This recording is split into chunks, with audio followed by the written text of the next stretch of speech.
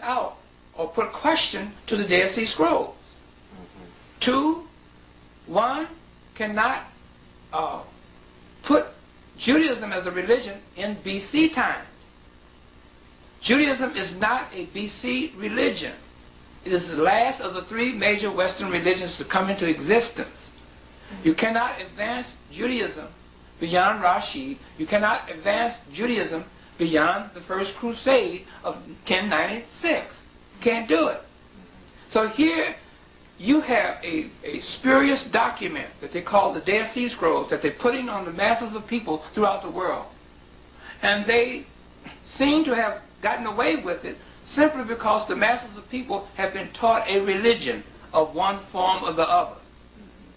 So all the masses of people who are in a naive way of thinking about these various religions, because they are believing in these religions out of ignorance. I'm not saying it to degrade anybody, because anybody who embraces any religion don't know anything really about these religions historically. So they come out with a Dead Sea Scrolls. We have found the Dead Sea Scrolls, and they planted these scrolls that they created in caves over in and by the Dead Sea, called the Qumran Scrolls, Dead Sea Scrolls. So when I went to the University of Chicago to take a DSS class, a Dead Sea Scrolls class, I wanted to find out what these Europeans was using to give validation to the Dead Sea Scrolls. I found out that one, they said that in the writings of Flavius Josephus, that his writings give validity to the Dead Sea Scrolls. They said that one, Philo Judaeus, give validation in his writings to the Dead Sea Scrolls. Then they said that Eusebius Pamphili, or Eusebius of Caesarea, also in his writings gave validity to the Dead Sea Scrolls. Then the fourth one was Pliny the Elder. They said in his writings that he gave validity to the Dead Sea Scrolls. So they got all this concoction up here. Now the Dead Sea Scrolls, you got to remember, was passed out to different scholars throughout Europe, in the European community.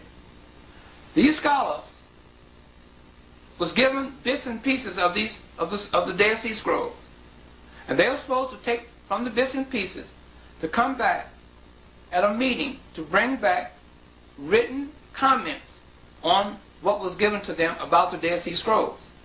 It took them 40 years, but they have never, ever came together with anything that gave an explanation of the Dead Sea Scrolls.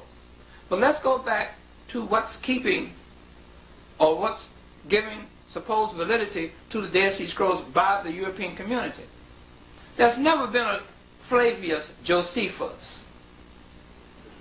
A Josephus was supposed to have lived 37, and they say AD with a question mark, and died 100 AD with a question mark. First thing, you're going to have to come up with another name for a Josephus, because in the first century there was no J. There was no letter J in the English alphabet. The letter J came about in 1630. They took the letter I, brought it down below the line, and put a curl on it. 1630. So in the first century there was no letter J. So how can you have a Josephus? That's number one. Number two, they say in the AJ, in the Antiquities of the Jews, which is supposed to be the writings of Flavius Josephus, that he mentions Jesus twice. How can you mention Jesus twice then, and he mentions his brother James? So you have two names with J's in there, right? You don't get a J, a letter J in the English alphabet until 1630. It's in my book. My wife, Anella Mayotte Williams, wrote chapter 9 in my book, The Historical Origin of the Letter J, and she explains that. And I explain also in my chapter in my book, Historical Origin of Christianity, in chapter 8. Okay? So, how can this Flavius Josephus write about some Jesus that never existed. Okay? Now, the third thing they say about Josephus, that he was supposed to be a Jewish historian, right? In the first century, there was no Judaism, so how can he be a Jewish historian?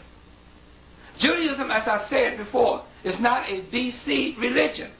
It came about from the creation of the formula that Rashid created in the late 11th and early 12th century, the last of the three major Western religions to come into existence. I'm telling you something nobody else is telling you.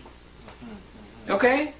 So, and then the fourth thing, if an individual will go and get them a set, go to the library and find a set of Encyclopedia Judaica, and you look up Josephon, Jossippon,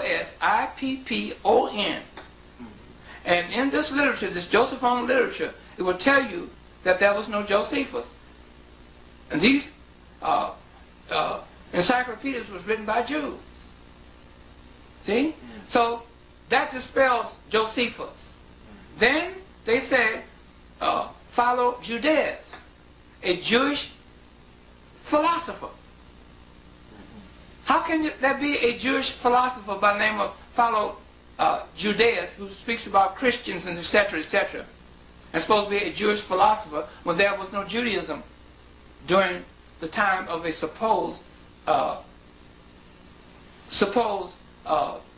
follow Judaeus? No Judaism. That goes right back again. What time are we talking about? We're talking about in the latter part of the first and early second century. So that's when he wrote. Supposedly.